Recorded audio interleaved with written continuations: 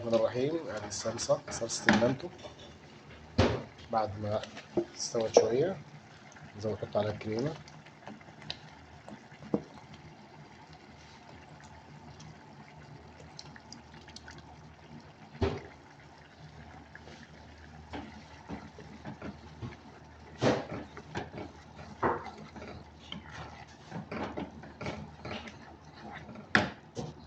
بصل حلقات، بعد كده نحط صلصة المانتو شوية عليها.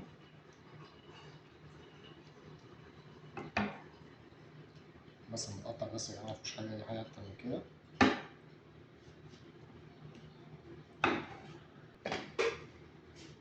بعدين نحط اللحم المفروم.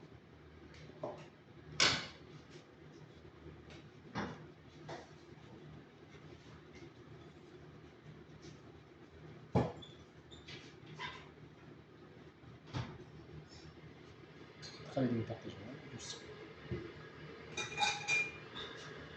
السلام عليكم. وهنا ادي صلصة المانتو حاطين عليها معلقة نشا عشان النشا تربطها كويس. نحرك كويس جدا زي البشاميل يا جماعة، زي صوص البشاميل. وري كده يا محمد الناس.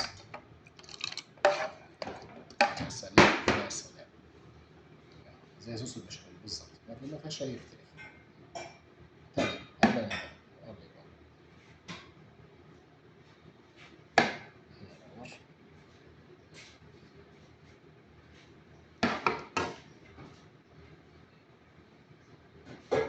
بس أهم حاجة يا جماعة نغطيها كويس جدا.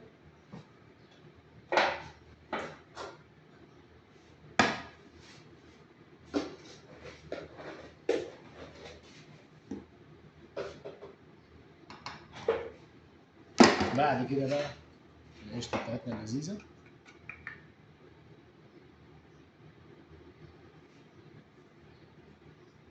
ننقط بس عليها كده مش أكتر.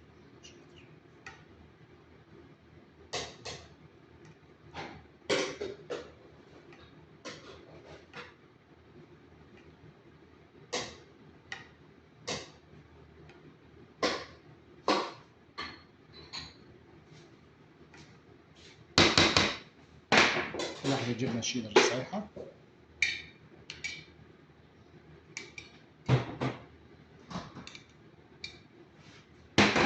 برضه يا جماعة بعد حطينا يا جماعة الجبنة الشيدر وحطينا القشطة، نحط بقى إيه موزاريلا.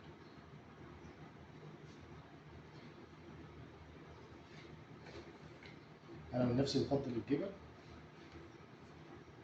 الطبيعية.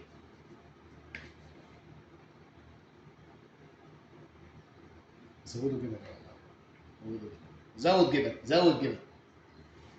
10 دقايق على نار متوسطة في الفرن، بعدين 5 دقايق شواية، وأحلى منتو تاكلوه في حياتكم.